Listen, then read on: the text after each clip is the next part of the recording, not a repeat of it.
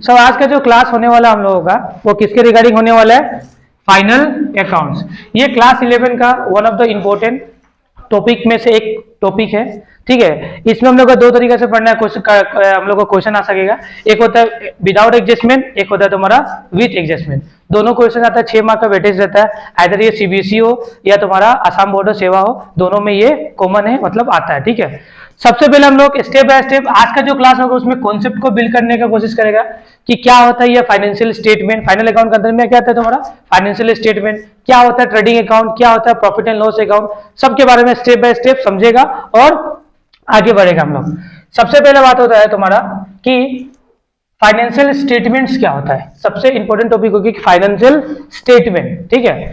तो financial statement क्या होता है आपका? Financial statement is a systematically organise summary of all ledger account. मतलब हम लोग जितना भी लेजर अकाउंट प्रिपेयर करते हैं ना, सबसे पहले हम लोग क्या करता है? जर्नल प्रिपेयर करेगा, उसके बाद क्या बनाता है? लेजर्स बनाता है, ठीक है। लेजर बनने के बाद जितना भी लेजर का जो समरी टोटल होगा ना, टोटल को कहां पे डालता है हम लोग?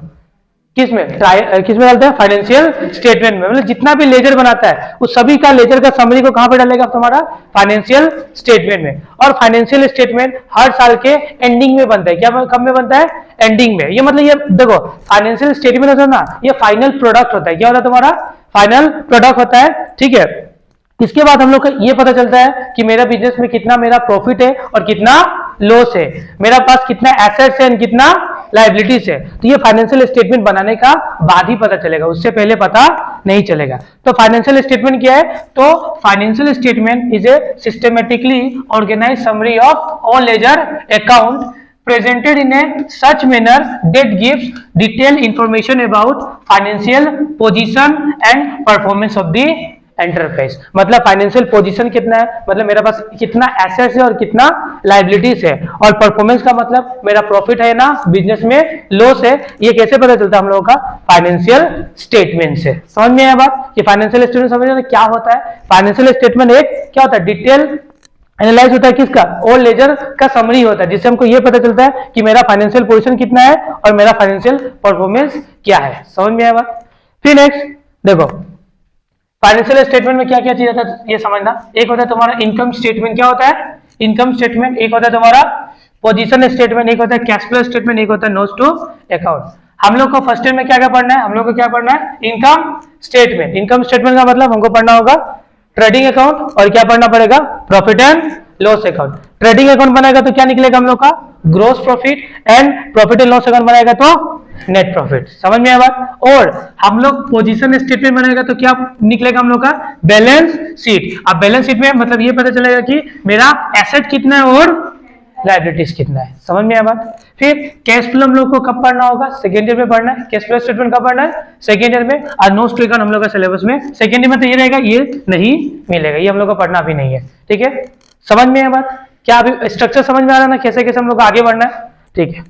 अब कुछ कुछ बातों को एकदम ध्यान रखते हुए हम लोग को क्या फाइनेंशियल स्टेटमेंट बनाना पड़ता है। कुछ कुछ कॉन्सेप्ट को जो तुम लोग को बहुत अच्छा से आता है और सिखाया हुआ कॉन्सेप्ट है। सबसे पहला कॉन्सेप्ट होता है तुम्हारा, इसमें क्या क्या कॉन्सेप्ट को दिमाग में रख के हम लोग को फाइनेंशियल स्टेटमेंट बनाना है। तो पहला कॉन्सेप्ट है तुम्हारा मैचिंग प्रिंसिपल्स। फिर क्या होगा तुम्हारा? Accrual basis. अरे क्या होगा तुम्हारा? Periodicity concept. ये तीन चीजों को दिमाग में रख के हम लोग को पूरा का पूरा financial statement step by step बनाना पड़ता है। पहला क्या? मैचिंग प्रिंसिपल्स बताया था तो तुम्हारा क्या होता है मैचिंग प्रिंसिपल्स? तुम्हारा रेवेन्यू तुम्हारा खर्चा से मिलना चाहिए। अगर तुम 10 लाख रुपए का सेल किया है तो उसके अगेंस्ट में परचेस होगा और नहीं होगा? सामान बेचने से पहले सामान को क्या करना पड़ेगा? खरीद के लाना पड़ेगा ना। अब तुम सिर्फ इनकम दिखा रहा है तो गवर्नमेंट बोलेगा क्या सामान चोरी करके लाया है? हाँ, खर्चा नहीं दिखाएगा तो दिक्कत होगा नहीं होगा? तो तुम्हारा जो रेवेन्यू, रेवेन्यू का मतलब टोटल सेल्स तुम्हारा किससे मिलना चाहिए? खर्चा से मिलना चाहिए। अगर तुम 10 लाख का सेल किया है तो उसके अगेंस्ट में तुम्हारा परचेस मतलब खर्चा भी होना पड़ेगा। मान लो 9.5 लाख का खर्चा किया है तो तुम्हारा खर्चा और तुम्हारा एक्सपेंस क्या होना? तुम्हारा खर्चा और तुम्हारा रेवेन्यू दोनों क्या होना चाहिए? मैच होना चाहिए। ये प्रिंसिपल तुमको ये बताता है। समझ में आया? आया ना? और हम जब इंट्रोडक्शन ऑफ अकाउंट्स पढ़ा रहा था उस टाइम में भी तुम लोग को मैचिंग प्रिंसिपल्स के बारे में भर भर के समझाया हुआ है, ठीक है। फिर matching concept means total revenue generates against the some expenditure. मतलब जो भी रेवेन्यू जनरेट किया है उसके अगेंस्ट में कुछ खर्चा होना पड़ेगा, ठीक है। फिर एक्सेप्शन ऑफ मैचिंग कॉन्सेप्ट, ये कॉन्सेप्ट लॉस बाय फायर में यूज काम नहीं आता है। फॉल ऑफ सेलिंग प्राइस, मतलब प्राइस क्या हो गया, गुड्स का कम हो गया, बिलो को चला गया, या बैड डेट में ये कॉन्सेप्ट काम नहीं आता है। फिर एक कॉन्सेप्ट होता है एक्रूवल बेसिस। क्या होता है तुम्हारा, मतलब एक्रूवल बेसिस क्या होता है कि खर्चा अभी का है ना, अभी उसको दिखा दो, आदर उसका पेमेंट करो या ना करो। समझ में ना बात, ये होता है तुम्हारा एक्रूवल कॉन्सेप्ट। और पीरियोडिसिटी कॉन्सेप्ट में बिजनेस का लाइफ बहुत लंबा होता है, तो उसको हम लोग पार्ट में डिवाइड कर दिया है, उसको क्या बोलते हैं हम लोग, पीरियोडिसिटी कॉन्सेप्ट। जैसे कि 1 अप्रैल से स्टार्ट हो गया, 31 मार्च को खत्म होता है ना हम लोग का अकाउंटिंग ईयर, ठीक है, कोई दिक्कत यहाँ तक, ये सब हम लोग पढ़ा हुआ है इंट्रोडक्शन में, ठीक है। फिर सबसे पहला कॉन्सेप्ट क्या आएगा तुम्हारा, ट्रेडिंग अकाउंट। क्या आएगा तुम्हारा, ट्रेडिंग अकाउंट। सबसे पहले हम लोग को तो सिखा देते हैं कि ट्रेडिंग अकाउंट बनाना कैसे है, लेकिन मतलब सबसे पहले समझ में आना चाहिए कि मतलब क्या है ट्रेडिंग अकाउंट का, ठीक है। ट्रेडिंग अकाउंट क्या है ये समझना। देखो, trading account is a nominal account. क्या अकाउंट, ट्रेडिंग अकाउंट क्या है एक। अब नॉमिनल अकाउंट क्या होता है, नॉमिनल अकाउंट क्या है पुष्प, क्या है नॉमिनल अकाउंट, नॉमिनल अकाउंट क्या होता है तुम्हारा, हाँ, नॉमिनल अकाउंट एक ऐसा अकाउंट होता है जो सभी तरीके के खर्चे को दिखाए, एक्सपेंसेस को दिखाए, इनकम को दिखाए और गेन्स को दिखाए, होता है ना, उसको क्या बोलते हैं हम लोग, नॉमिनल अकाउंट। मतलब खर्चा को रिकॉर्ड करने वाला अकाउंट, इनकम को रिकॉर्ड करने वाला अकाउंट का नाम क्या है तुम्हारा, नॉमिनल अकाउंट, ठीक है। तो नॉमिनल अकाउंट एक ऐसा अकाउंट होता है जो सभी तरीके के खर्चे को रिकॉर्ड करेगा, इनकम को रिकॉर्ड करेगा, गेन को, प्रॉफिट को, सब कौन रिकॉर्ड करता है तुम्हारा, नॉमिनल अकाउंट। तो ट्रेडिंग अकाउंट क्या है, ट्रेडिंग अकाउंट एक नॉमिनल अकाउंट है जो क्या रिकॉर्ड करता है, which records all direct expenses. क्या रिकॉर्ड करेगा, which record all direct expenses in debit side, मतलब जो डायरेक्ट खर्चा होगा तो उसको कहां पे रिकॉर्ड करेगा, डेबिट साइड। कहां पे रिकॉर्ड करेगा, debit side. And all indirect income in credit side. फिर से, ट्रेडिंग अकाउंट एक नॉमिनल अकाउंट होता है जो रिकॉर्ड करेगा डायरेक्ट खर्चा को डेबिट में और इनडायरेक्ट खर्चा को क्रेडिट में। अब दिमाग में डाउट आएगा ना भाई कि भाई भैया ये डायरेक्ट खर्चा क्या है, तो डायरेक्ट खर्चा अपना नीचे में पढ़ने वाला है कि डायरेक्ट खर्चा क्या होता है, इनडायरेक्ट खर्चा क्या होता है, इनडायरेक्ट इनकम क्या है, स्टेप बाय स्टेप हम लोग आगे जाते जाएगा, ठीक है।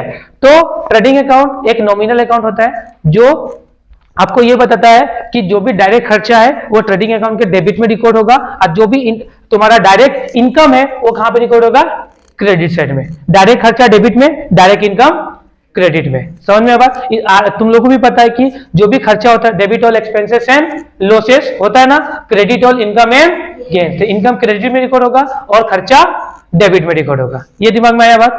फिर next example, sale and purchase etcetera किसका एग्जांपल होगा तुम्हारा, इन एक्सपेंसेस का और इनकम का, ठीक है, जो तुम्हारा किस में जाएगा, ट्रेडिंग अकाउंट में जाएगा, ठीक है।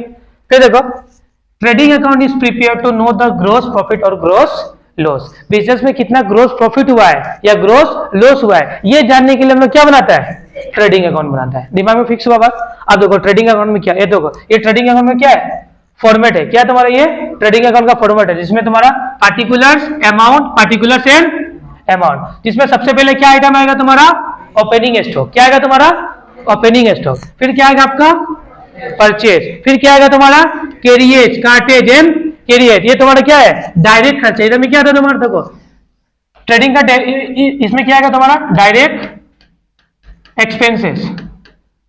इसमें क्या आएगा तुम्हारा, डायरेक्ट, सॉरी इनडायरेक्ट भूल से बोल दिया था उस समय, दोनों डायरेक्ट होगा। क्या होगा तुम्हारा, डायरेक्ट। ये क्या होगा, डायरेक्ट इनकम।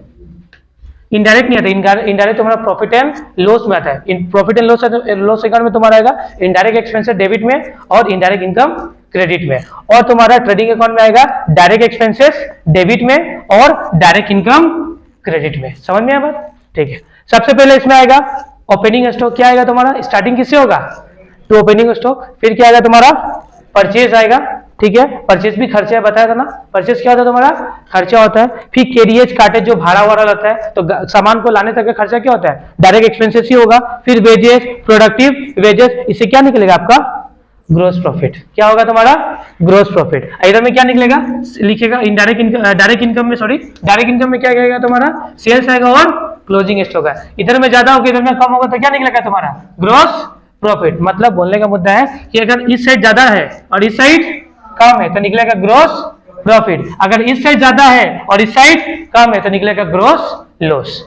आया समझ में बात, ठीक है। फिर नेक्स्ट हम लोग का कौन सा अकाउंट है, प्रॉफिट एंड लॉस अकाउंट। क्या अकाउंट है तुम्हारा? नेक्स्ट है आपका प्रॉफिट एंड लॉस अकाउंट। देखो क्या होता है ये profit and loss account. Profit and loss account क्या होता है? देखो, profit and loss account is a nominal account. Profit and loss account कौन सा अकाउंट होता है? Nominal account, which record all indirect expenses in debit side. मतलब ये जो भी इनडायरेक्ट खर्चा होगा वो डेबिट में रिकॉर्ड करेगा, and all indirect income in, और जो भी इनडायरेक्ट इनकम होगा कहां पर रिकॉर्ड करेगा? क्रेडिट साइड में। ठीक है।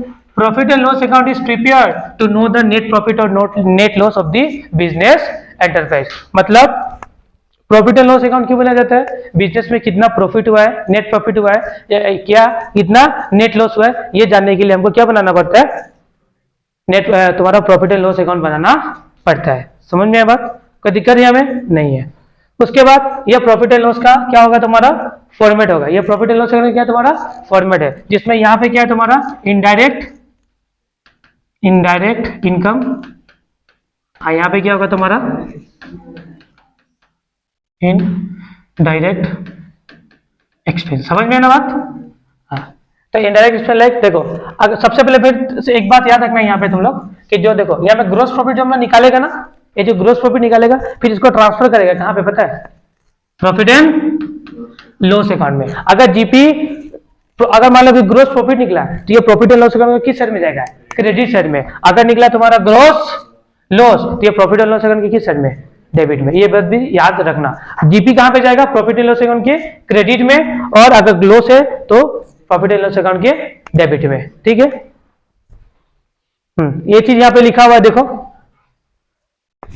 ये चीज लिखा हुआ ना, लॉस डेबिट में, और ये टू क्या में लिखा है? क्रेडिट में। फिर यहाँ पे इनडायरेक्ट इनकम, यहाँ पे क्या होगा आपका? Indirect expenses. फिर हम लोग क्या निकाल लेगा यहाँ से? Net profit. क्या निकाल लेगा? Net profit. और ये नेट प्रॉफिट कहां पे ट्रांसफर कर देगा? कैपिटल अकाउंट में। कहां पे ट्रांसफर कर देगा? कैपिटल। अगर मान लो देखो क्यों ट्रांसफर करता है ये भी रीजन बता देता है। अगर मान लो आज के डेट में मेरा बिजनेस है, ठीक है, मेरा क्या है? बिजनेस, मेरा कंपनी है। मान लो हम अपना कंपनी को कैपिटल दिया नहीं दिया? कितना दिया कैपिटल? 1 लाख रुपया कैपिटल दिया। उस कैपिटल से वो बिजनेस करके मान लो 20,000 रुपया कमाया। कितना कमाया? 20,000 रुपया। तो उसको दिया था 1 लाख रुपया, प्लस वो 20 कमाया, तो उसका कितना हो गया कैपिटल? 1,20,000 हुआ ना। इसलिए हमेशा नेट प्रॉफिट को हमेशा हम लोग कैपिटल के साथ क्या कर देगा? प्लस कर देगा। ठीक है। अगर ये में लॉस होता तो क्या होता है? कैपिटल के साथ क्या होता रहा? माइनस हो जाता रहा। बात समझ में आ रहा है? की पॉइंट सब। तो यहाँ पे अगर प्रॉफिट होगा तो कैपिटल तुम्हारा बढ़ जाएगा, अगर लॉस होगा तो कैपिटल तुम्हारा घट जाएगा। ये बात समझ में आ रहा है? फिर नेक्स्ट लास्ट हम लोग क्या है इसमें? Balance sheet. क्या बनाना है हम लोगों को? Balance sheet. अब देखो बैलेंस शीट क्या होता है। बैलेंस शीट क्या है? तो balance sheet is the financial statement of a company which includes the assets, liability, equity, capital, total debt etcetera at a point of time में। ना एक पॉइंट ऑफ टाइम में मेरे पास कितना एसेट पड़ा हुआ है, कितना लायबिलिटीज पड़ा हुआ है, ये तुम्हारा कौन बताता है? Balance sheet. आज के दिन में मेरे पास कितना एसेट है और कितना लायबिलिटीज है, ये तुमको कौन बताएगा? Balance sheet. ये होता है आपका बैलेंस शीट। समझ में आ बात? बैलेंस शीट का फॉर्मेट देख लो, ये बैलेंस शीट का फॉर्मेट है। ठीक है। ऐसा फॉर्मेट को एकदम देख लो, 6 मार्क देके जाएगा एग्जाम में ना। तो देखो बैलेंस शीट में कुछ कुछ बातें याद रखना। सबसे पहले आता है तुम्हारे इधर में फिक्स एसेट्स, फिर क्या आएगा तुम्हारा? करंट एसेट, फिर फिक्सिटियस एसेट आ सकता है। ठीक है। फिर आएगा कैपिटल। क्या आएगा तुम्हारा? कैपिटल। कैपिटल के साथ क्या प्लस होगा? Net profit. ठीक है। फिर कैपिटल के साथ क्या प्लस हो सकता है? Interest on capital. ठीक है। फिर इसमें से क्या माइनस हो सकता है? ड्रॉइंग। अगर इसमें से और क्या लेस हो सकता है? Net loss. ये भी लॉस हो सकता है माइनस। फिर रिजर्व होगा, फिक्स कैपिटल होगा, फिर फिक्स लायबिलिटीज होगा, और फिर करेंट लायबिलिटीज होगा। ये कुछ कुछ उसका आइटम से जब हम लोग करेगा तो और हम लोग को ज्यादा समझ में आने वाला है। ठीक है। अब कुछ कुछ वर्ड्स, जैसे कि पहला क्या था? डायरेक्ट खर्चा। क्या सुना? डायरेक्ट खर्चा। तो देखो डायरेक्ट एक्सपेंसेस एक ऐसा एक्सपेंसेस होता है जो हम लोग करता है गुड्स को गोदाम तक लाने तक में। ठीक है। जैसे कि मान लो अभी मान लो 300 से हम लोग गुड्स खरीद के लाया। कहाँ से? 300 से। तो 300 से गुड्स खरीदा मान लो 20,000 रुपीज में। कितना में? 20,000। फिर वहां से वहां भाड़ा लगा ना, 1,000 भाड़ा लग गया, तो कितना हो गया? 21। फिर यहाँ पे लाया बस स्टैंड तक, बस स्टैंड से गोदाम तक पहुंचाने का खर्चा मान लो कितना? 200 रुपया। तो कितना हो गया तुम्हारा? कितना था? 20 + 21, 20,000 रुपए का गुड्स। एक का क्या होता? खर्चा भाड़ा 21,000 प्लस और 200 रुपया गोदाम तक का पहुंचाने तक का खर्चा। कितना हो गया? 21,200 हुआ या नहीं हुआ? तो ये तुम्हारा क्या हो गया, डायरेक्ट एक्सपेंसेस हो गया। मतलब गोदाम तक का आने का खर्चा क्या होता है, डायरेक्ट एक्सपेंसेस कहलाता है। ठीक है, डायरेक्ट एक्सपेंसेस क्या तुम्हारा, direct expenses are those expenses which are directly related with the purchase of goods and expense incurred in the bringing the goods to the godown of the firm. इसको बोलता है हम लोग डायरेक्ट खर्चा। आया बात समझ में?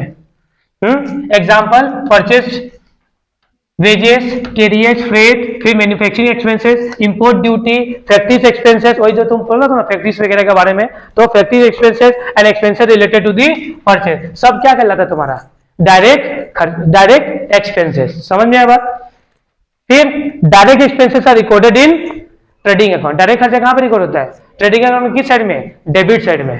ठीक है, फिर यहां पे एक बात नहीं लिखा हुआ है, डायरेक्ट इनकम। क्या नहीं लिखा हुआ तुम्हारा, डायरेक्ट इनकम। डायरेक्ट इनकम एक ऐसा इनकम होता है जो डायरेक्ट हम लोग गुड्स को बेचने में करता है। हाँ, डायरेक्ट इनकम मतलब जो गुड्स बेच के जो कमाता है वो तुम्हारा क्या होता है, डायरेक्ट इनकम। जो गुड्स बेच के हम लोग कमाए वो क्या निकल गया, जैसे कि सेल्स, वो क्या है तुम्हारा, डायरेक्ट इनकम। और जो स्टॉक बच गया वो भी क्या बच जाता है, डायरेक्ट इनकम में ही काउंटेड होता है। ठीक है, फिर नेक्स्ट इनडायरेक्ट एक्सपेंसेस क्या होता है, तो indirect expenses are those expenses which are not direct. मतलब इनडायरेक्ट एक्सपेंसेस ऐसा एक्सपेंसेस होगा तो डायरेक्ट नहीं होगा, वो क्या बन जाएगा, इनडायरेक्ट। हाँ, सिंपल था ना, इनडायरेक्ट एक्सपेंसेस एक ऐसा एक्सपेंसेस होगा जो डायरेक्ट नहीं होगा, तो क्या बनेगा, इनडायरेक्ट ही बनेगा। जैसे कि तुम्हारा it means that indirect expenses are not related with the purchase of goods. Example, salary and wages, bad debt, discount allowed, audit fees. ठीक है, सब क्या तुम्हारा इनडायरेक्ट खर्चा है। ठीक है, इनडायरेक्ट इनकम क्या होगा, इसमें भी बात नहीं लिखा हुआ। अब देखो, और एक बात याद रखना, indirect expenses are recorded in profit and loss account. कहां पे रिकॉर्ड होता है? अब एक और चीज यहां पे छूट गया है, क्या छूटा पता है, इनडायरेक्ट इनकम। क्या छूटा, इनडायरेक्ट इनकम। अब देखो, इनडायरेक्ट इनकम एक ऐसा इनकम होता है जो हम लोग अपना नॉर्मल बिजनेस से कमाता नहीं है। जैसे कि मान लो कि एक बिजनेसमैन, जो भी बिजनेसमैन होता है वो क्या करता है, सिर्फ गुड्स बेच के ही पैसा कमाता है ना, और बहुत कुछ करता है। कहीं देखो, मान लो कि कोई भी बिजनेसमैन है, वो उसका मान लो कि नॉर्मल मतलब कपड़ा का दुकान है, तो कपड़ा बेच के जो पैसा कमा रहा है वो उसका हो गया डायरेक्ट इनकम। कपड़ा बेच के जो पैसा कमा रहा है वो क्या हो गया, डायरेक्ट इनकम। साथ में साथ वो शेयर मार्केट में इन्वेस्ट करके रखा हुआ है, पॉसिबल है। ठीक है, फिर वो बैंक में पैसा रखा हुआ है, बैंक से भी इंटरेस्ट मिलता है, शेयर मार्केट से कुछ पैसा मिल रहा है। ठीक है, उसका घर है तो घर को क्या में देके रखा हुआ है, रेंट में देके रखा हुआ है, वहां से भी कुछ पैसा कमा रहा है, तो सब क्या होता है तुम्हारा इनडायरेक्ट इनकम। जो डायरेक्ट बिजनेस से कमा नहीं रहा है, इनडायरेक्ट वे में आ रहा है, वो क्या बन रहा है आपका इनडायरेक्ट इनकम। समझ में आ बात, इनडायरेक्ट इनकम क्या होता है। यहाँ पे किसी को दिक्कत है, अभी तक किसी को दिक्कत है, बोलो। देखो, सबसे पहले हमने पढ़ा था कि फाइनेंशियल स्टेटमेंट क्या होता है, तो फाइनेंशियल स्टेटमेंट समरी होता है सब लेजर अकाउंट का। ये क्यों बनाता है हम लोग, ये बिजनेस, ये हमेशा हम लोग एंड में बनाता है, क्या जानने के लिए, बिजनेस का फाइनेंशियल पोजीशन एंड बिजनेस का फाइनेंशियल परफॉर्मेंस के जानने के लिए। फिर हम लोग पढ़ा था ट्रेडिंग अकाउंट, पढ़ा था, क्या पढ़ा था, ट्रेडिंग अकाउंट। तो ट्रेडिंग अकाउंट क्या है तुम्हारा, ट्रेडिंग अकाउंट एक नॉमिनल अकाउंट होता है जो हम लोग क्यों बनाता है, gross profit and gross loss को जानने के लिए। इसमें डायरेक्ट खर्चा को हम लोग डेबिट में रिकॉर्ड करता है और डायरेक्ट इनकम को क्रेडिट में रिकॉर्ड करता है। फिर पढ़ा था प्रॉफिट एंड लॉस अकाउंट। तो प्रॉफिट एंड लॉस अकाउंट एक ऐसा अकाउंट होता है, वो भी एक नॉमिनल अकाउंट ही होता है, जिसमें वो क्या रिकॉर्ड करता है तुम्हारा, इनडायरेक्ट एक्सपेंसेस को डेबिट में, इनडायरेक्ट खर्चा को क्रेडिट में। और इसको क्यों बनाया जाता है, नेट प्रॉफिट जानने के लिए। फिर पढ़ा था हम लोग बैलेंस शीट। बैलेंस शीट क्या है, तो बैलेंस शीट भी क्या होता है, बैलेंस शीट आपको हम लोग को ये बताता है कि हम लोग के पास कितना एसेट है, कितना लायबिलिटी से एक पॉइंट ऑफ टाइम में। समझ में आया बात, ये था। फिर डायरेक्ट खर्चा क्या होता है, तो डायरेक्ट खर्चा एक ऐसा खर्चा होता है जो डायरेक्ट हम लोग गुड्स खरीदने और गुड्स को गोदाम तक ले जाने तक का खर्चा होता है, वो तुम्हारा क्या होता है, डायरेक्ट खर्चा। फिर तुम्हारा डायरेक्ट इनकम क्या है, तो डायरेक्ट इनकम एक ऐसा इनकम होता है जो हम अपना मेन बिजनेस एक्टिविटी कर रहे हैं। जैसे कि हमारा काम है कपड़ा बेचने, तो कपड़ा बेच के जो पैसा कमा रहे हैं वो तुम्हारा क्या हो गया, तुम्हारा डायरेक्ट इनकम। फिर होता है इनडायरेक्ट खर्चा। तो इनडायरेक्ट खर्चा एक ऐसा खर्चा होता है जो परचेस ऑफ गुड्स से रिलेटेड नहीं होता है, तो ऐसा खर्चा को हम लोग इनडायरेक्ट खर्चा बोलता है। फिर इनडायरेक्ट इनकम क्या भरा था, तो इनडायरेक्ट इनकम एक ऐसा इनकम होता है जो मेरा बिजनेस का रिलेटेड, मतलब मेरा बिजनेस का कोर एक्टिविटी से हम लोग कमाता नहीं है। जैसे मेरा बिजनेस का कोर एक्टिविटी क्या है, कपड़ा बेचना, लेकिन कपड़ा बेच के पैसा नहीं कमा रहा है। जैसे कि बैंक में इंटरेस्ट, बैंक में पैसा रखा हुआ है, वहां से इंटरेस्ट मिल रहा है। ठीक है, एफडी किया है, वहां से इंटरेस्ट मिल रहा है। शेयर मार्केट में पैसा लगाया, वहां से पैसा कमा रहा है, तो वो सब क्या तुम्हारा क्या होता है, तुम्हारा इनडायरेक्ट इनकम होता है। ये सब अभी तक पढ़ा। फिर कुछ बात जो हम लोग को ट्रेडिंग अकाउंट बनाने के टाइम में बहुत ध्यान रखना है, और यहाँ पे गलती बहुत लोग करता है। पहला बात, case number 1, when the closing stock given in the adjustment. देखो क्लोजिंग स्टॉक का ट्रीटमेंट ना बहुत इंपॉर्टेंट ट्रीटमेंट होता है। देखो अगर मान लो क्लोजिंग स्टॉक तुम्हारा एडजस्टमेंट में मिला है, हम तुम लोग को ट्रायल बैलेंस में भी सिखाया हुआ है क्लोजिंग स्टॉक का एडजस्टमेंट। जो ट्रायल बैलेंस का क्लास किया उसको प्रॉपर समझ में आ जाएगा, ठीक है। जो नहीं किया उसको थोड़ा सा समझने में दिक्कत हो भी सकता है, लेकिन दिक्कत नहीं होगा, हम आज इसी इजी वे में अभी समझा देगा तुम लोगों को। देखो दो केस होगा। केस नंबर 1, जब तुम्हारा क्लोजिंग स्टॉक कहां पे मिलेगा, एडजस्टमेंट में, मतलब एडिशनल इंफॉर्मेशन में मिलेगा, ठीक है। तो जब तुम्हारा क्लोजिंग स्टॉक एडिशनल इंफॉर्मेशन में मिलेगा तो इसका जनरलिटी होता है तुम्हारा closing stock account debit to trading account. मतलब क्लोजिंग स्टॉक हमको किस में ट्रांसफर करना पड़ेगा, ट्रेडिंग अकाउंट में, ठीक है। क्लोजिंग स्टॉक एक एसेट होगा तो एसेट होता है, डेबिट होगा, इसको कहां पे ट्रांसफर कर देगा, ट्रेडिंग अकाउंट में कर देगा। कहां पे कर देगा, ट्रेडिंग अकाउंट में, ठीक है। देखो अगर मान लो क्लोजिंग स्टॉक कहां पे मिला, एडजस्टमेंट में, तो ये दो जगह जाएगा। कहां कहां जाएगा, पहला बात ट्रेडिंग अकाउंट के क्रेडिट साइड में जाएगा, और कहां पे जाएगा, ये एसेट में जाके लिखा जाएगा। समझ में आया बात, क्या सुना कि क्लोजिंग स्टॉक अगर कहां पे मिला, एडिशनल इंफॉर्मेशन में, तो इसका ट्रीटमेंट कितना जगह जाएगा, दो जगह। पहला बात तो बैलेंस शीट में जाएगा, एसेट में लिखेगा, और प्लस एक कहां पे जाएगा, ट्रेडिंग अकाउंट का क्रेडिट साइड में जाएगा, ठीक है। लिखा हुआ ना, when the closing stock is given in the adjustment तो होता है closing stock account debit to trading account, ठीक है। तो ट्रेडिंग अकाउंट क्रेडिट हो रहा ही नहीं हो रहा है, तो ट्रेडिंग अकाउंट का आएगा क्रेडिट साइड में, क्या लिखेगा, बाय क्लोजिंग स्टॉक लिखेगा, ठीक है। देखो closing stock is shown on the asset side under the current asset, and दूसरा closing stock shown on the credit side of the trading account, ठीक है। अब फिर बात है ना कि क्लोजिंग स्टॉक ट्रेडिंग अकाउंट का ही क्रेडिट साइड में क्यों लिखा जाता है, क्लोजिंग स्टॉक ट्रेडिंग अकाउंट के क्रेडिट साइड में क्यों लिखा जाता है, भैया सिंपल से इसका रीजन है कि ये एक्सेस परचेस होता है। जब हम लोग देखो सामान कम बिका और हमने ज्यादा खरीद लिया तो सामान बच जाएगा ना, तो उसको क्रेडिट में लिखना। देखो इसका दो जगह, देखो एक बार समझना, ये ट्रेडिंग अकाउंट है, ये ट्रेडिंग अकाउंट है। मान लो तुम परचेस किया, लेट सपोज तुम क्या किया, परचेस किया 1 लाख यूनिट, कितना किया, 1 लाख का गुड्स यूनिट परचेस किया, ठीक है।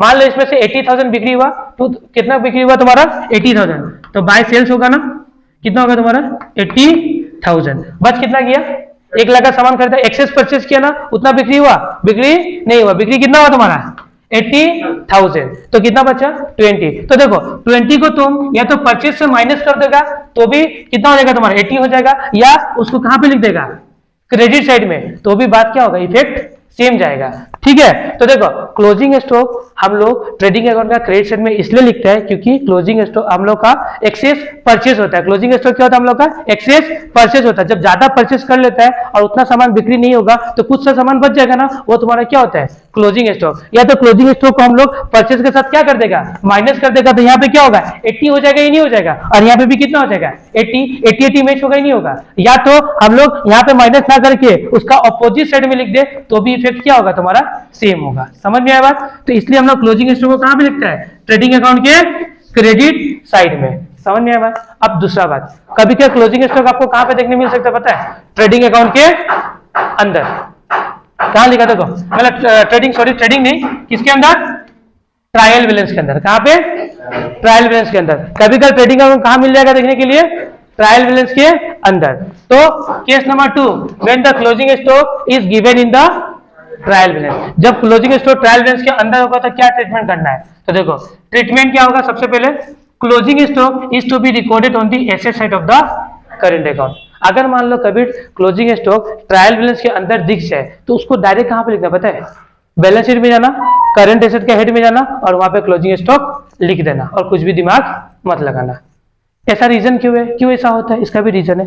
पहला बात, नोट, ये नोट पढ़ो, if the closing stock given in the trial balance it means purchase is adjusted. Purchase क्या होता है तुम्हारा, एडजस्ट, मतलब क्लोजिंग स्टॉक इससे माइनस कर दिया रहता। अभी बता रहा था ना तुम लोगों को, क्लोजिंग स्टॉक या तो क्रेडिट में लोग इससे उससे माइनस कर दो। तो कभी कल क्या होता है कि हम लोग परचेस, देखो मान लो कि परचेस 1 लाख रुपए के, ठीक है, ऐसे क्लोजिंग स्टॉक मान लो 20 रुपए माइनस कर देता, तो कितना है तुम्हारा 80,000 है ना, तो ये तुम्हारा कौन सा परचेस है, एडजस्टेड परचेज। जब ऐसा कभी भी देखने मिले कि क्लोजिंग स्टॉक ट्रायल बैलेंस के अंदर है, मतलब ये क्या है, एडजस्टेड परचेज है, और इस टाइम में क्लोजिंग स्टॉक को हम लोग ट्रायल कहां पे लिखेगा, बैलेंस शीट का एसेट साइड में, करेंट अकाउंट में, मतलब करंट एसेट में लिखेगा हम लोग क्या, क्लोजिंग स्टॉक को। बैलेंस शीट का करंट अकाउंट वाला जो हेडिंग होगा उसका नीचे में लिखेगा क्या, क्लोजिंग स्टॉक। समझ में आया बात। देखो यहाँ पे एक बार फिर से देखो, if closing stock given in the trial balance it means purchase is adjusted, मतलब here adjusted purchase means original purchase minus closing stock. Original purchase से क्या है, क्लोज, जैसे ओरिजिनल परचेस 1 लाख है, उससे क्लोजिंग स्टॉक माइनस किया हुआ है, ठीक है। Existed purchase equal to original purchase minus closing stock. जब हम लोग ओरिजिनल परचेस मान लो 1 लाख रुपया है और क्लोजिंग स्टॉक मान लो 20 है, तो कितना हो गया तुम्हारा एग्जिस्टेड परचेस 80 है ना। तो हम लोग इसको पहले देखो, क्लोजिंग स्टॉक पहले ट्रेडिंग अकाउंट में आ गया है नहीं आ गया, जब फिर इसको ट्रेडिंग अकाउंट में डालेगा तो डबल इफेक्ट चला जाएगा, इसलिए हम इसको ट्रेडिंग अकाउंट में डाल के कहां पे डालेगा, सीधा एसेट में। और trading account already, trading account तुम्हारा मतलब ट्रेडिंग अकाउंट के अंदर में जो परचेस होगा वो क्लोजिंग तुम्हारा क्लोजिंग स्टॉक ऑलरेडी इसमें क्या होगा, एडजस्टेड होगा। समझ में आया बात नहीं है, बोलो किसी को यहाँ पे कोई डाउट है, किसी को कोई डाउट है यहाँ पे, किसी को कोई डाउट है यहाँ पे। फिर हम लोग का नेक्स्ट टॉपिक है तुम्हारा कॉस्ट ऑफ गुड्स सोल्ड। क्या सुना, कॉस्ट ऑफ गुड्स सोल्ड, ठीक है। कॉस्ट ऑफ गुड्स सोल्ड का मतलब क्या होगा, means how much amount paid for the purchase of goods. Cost of goods sold का मतलब यही होता है, how much amount paid for the purchase of goods. ये कभी कभी निकालने बोल देगा तो कैसे निकालेगा हम लोग, opening stock plus net purchase, ये हमने ट्रायल बैलेंस में भी सीखा था। Opening stock plus net purchase, net purchase मतलब परचेस से हम लोग क्या माइनस कर देगा, रिटर्न, फिर direct differences minus closing stock, ये कर देगा तो क्या निकलेगा हम लोग का, COGS। समझ में आया बात, ये कभी कल दे सकता है cost of goods. Cost of goods मतलब हम लोग परचेस करने के टाइम में कितना खर्चा किया है, ठीक है। उसके बाद नेक्स्ट टॉपिक होगा हम लोग का ओपनिंग एंट्रीज। क्या होगा तुम्हारा, opening entries and closing entries, ये जानना जरूरी है। अभी तक हम लोग जितना भी एंट्री सीखा है, जैसे कि मान लो कि तुम लोग केस का एंट्री मारा होगा या कैपिटल या मशीन खरीदने का एंट्री, कुछ भी मारता है ना हम लोग, वो सब क्या होता है तुम्हारा, ओपनिंग एंट्रीज होता है। क्या होता है तुम्हारा, ओपनिंग, ठीक है। मतलब जितना भी मशीन एसेट होगा या केस होगा या कैपिटल के रिगार्डिंग जो भी अकाउंट होगा या लाइबिलिटी के रिगार्डिंग जो भी एंट्रीज होता है, वो क्या, कौन सा एंट्रीज होता है तुम्हारा, ओपनिंग एंट्रीज होता है। तो देखो ओपनिंग एंट्रीज क्या होता है, opening entries refers to a first entry that is recorded और which brought forward to a previous accounting period to the new accounting period in a ongoing business. The closing balance of the previous accounting period serves as a opening balance of the current accounting period। मतलब जो previous year का कुछ भी balance बचा रहता है वही क्या बनता है, नेक्स्ट ईयर का ओपनिंग एंट्रीज बनता है। जैसे कि एग्जांपल में एसेट से, लायबिलिटी से और कैपिटल, ये सब क्या होता है, ओपनिंग एंट्रीज होता है, ठीक है। फिर नेक्स्ट होता है तुम्हारा क्लोजिंग एंट्रीज। क्या होता है तुम्हारा, क्लोजिंग एंट्रीज। अब क्लोजिंग एंट्रीज मतलब देखो, क्लोजिंग एंट्रीज एक ऐसा एंट्रीज होता है जिसका बेनिफिट खत्म हो गया रहता है। क्या सुना, क्लोजिंग एंट्रीज देखो क्या होगा, देखो closing entries means which benefit is already have been taken, all the nominal account are treated in a closing entries. मतलब देखो क्लोजिंग एंट्रीज एक ऐसा एंट्रीज होता है जिसका बेनिफिट हम लोग ले लिया रहता है, और जितना भी नॉमिनल अकाउंट होता है वो कहां पे ट्रीटमेंट होता है, क्लोजिंग एंट्रीज में। जैसे कि मान लो मेरे दुकान में स्टाफ रखा था, ठीक है, वो 1 महीना मेरे दुकान में काम किया, हम उसको क्या दे दिया, सैलरी दे दिया, तो खर्चा किया ना, तो सैलरी क्या मेरा नॉमिनल है या नहीं है, तो जितना भी उसका बेनिफिट हमने ले लिया, 1 महीना काम किया उसको सैलरी दे दिया, तो बेनिफिट खत्म हो गया नहीं हो गया, फिर काम करेगा तो फिर देना पड़ेगा, तो फिर बेनिफिट मिलेगा। तो काम करने के बाद जिसका बेनिफिट खत्म हो गया वो नॉमिनल अकाउंट होता है, और नॉमिनल अकाउंट एक ऐसा अकाउंट है जिसको हमेशा क्या करना पड़ता है, क्लोज करना पड़ता है, जिसके क्योंकि उसका बेनिफिट क्या हो गया, ओवर खत्म हो गया, तो उसको क्या बोलता है हम लोग, क्लोजिंग एंट्रीज बोलता है। जैसे कि closing entries accounts which are the nominal nature are close by the transferring them to the trading और प्रॉफिट एंड लॉस अकाउंट। और याद रखना क्लोजिंग एंट्रीज को या तो ट्रेडिंग अकाउंट में ट्रांसफर मार देगा या तो प्रॉफिट एंड लॉस अकाउंट में ट्रांसफर मार देगा, 2 जगह ट्रांसफर मारना है, या तो ट्रेडिंग अकाउंट या तो प्रॉफिट एंड लॉस। देखना याद रखना हर नॉमिनल अकाउंट क्या होता है, क्लोज किया जाता है, क्योंकि उसका बेनिफिट क्या हो गया है, ओवर हो गया है, और ओवर हो गया मतलब उसके या तो उसको ट्रेडिंग में मार दो या तो प्रॉफिट एंड लॉस अकाउंट में उसका एंट्री कर दो और उसको क्या कर दो, खत्म कर दो। यहाँ पे लिखा ना reason to close nominal account, तो इसका रीजन क्या है, nominal account are close because the benefit from this accounts are received and no further benefit is to be receive in future. इसीलिए इसको क्या बोलता है हम लोग, इसलिए इसको नॉमिनल अकाउंट को क्लोज करना पड़ता है, और जितना भी नॉमिनल अकाउंट होता है सब क्या होता है तुम्हारा, क्लोजिंग एंट्रीज करना पड़ेगा उसका, ठीक है। जैसे कि entry for the closing to the nominal, तो देखो ट्रेडिंग का देखो डायरेक्ट खर्चा एक नॉमिनल नेचर होता है, उसको क्या करेगा, खत्म करेगा। खर्चा होता है डेबिट, खत्म करेगा तो क्या हो जाएगा, क्रेडिट, और डेबिट क्या हो जाएगा, ट्रेडिंग अकाउंट, क्योंकि डायरेक्ट खर्चा कहां पे जाता है, ट्रेडिंग अकाउंट में जाता है नहीं जाता है, बताया था ना। देखो खर्चा होता है डेबिट, डायरेक्ट खर्चा क्या होता है, डेबिट होता है, अगर खत्म करेगा तो क्या हो जाएगा, क्रेडिट, ठीक है, कि उसका बेनिफिट क्या हो गया, ओवर, और कहां पे चला जाएगा, ट्रेडिंग अकाउंट में। समझ में आया बात। फिर उसी तरह डायरेक्ट इनकम, इनकम होता है क्रेडिट, खत्म करेगा तो हो जाएगा डेबिट, और कहां पे चला जाएगा, ट्रेडिंग अकाउंट में। समझ में आया बात। इनकम का नेचर क्या होता है, क्रेडिट, खत्म करेगा तो हो जाएगा डेबिट, और ट्रेडिंग क्या हो जाएगा, क्रेडिट। समझ में आया बात, ठीक है।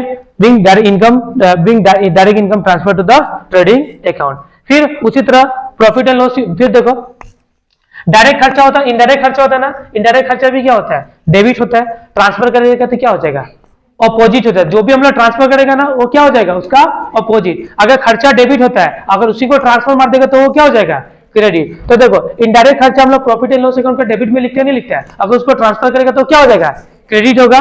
तो credit and profit and loss account debit. समझ में आ रहा बात। फिर इनडायरेक्ट इनकम क्या होता है, क्रेडिट होता है, तो उसको ट्रांसफर करेगा तो क्या हो जाएगा, debit and profit and loss account credit. समझ में आया बात। इस तरीके से हम लोग को एंट्रीज को पास करना पड़ता है। फिर ग्रोस प्रॉफिट में क्या होता है, ग्रोस प्रॉफिट में क्या होता है तुम्हारा, ट्रेडिंग हो जाएगा तुम्हारा डेबिट, एंड ग्रोस प्रॉफिट क्या हो जाएगा तुम्हारा, क्रेडिट। और लॉस होगा तो क्या होगा, gross loss, debit and trading क्या हो जाएगा, क्रेडिट। ठीक है। उसके बाद से ये तो ग्रोस प्रॉफिट को ही दिया। हाँ, इस तरीके से हम लोग का जितना भी कॉन्सेप्ट था profit and loss and financial statement के रिगार्डिंग, ये होता है खत्म। सो आज का क्लास हम लोग यहाँ पे करते हैं समाप्त। मिलते हैं हमारा दूसरा क्लास में, जहां पे हम लोग इसका क्वेश्चंस करना आप क्या करेगा, स्टार्ट करेगा स्टेप बाय स्टेप। ठीक है, तो बाय आज के क्लास के लिए।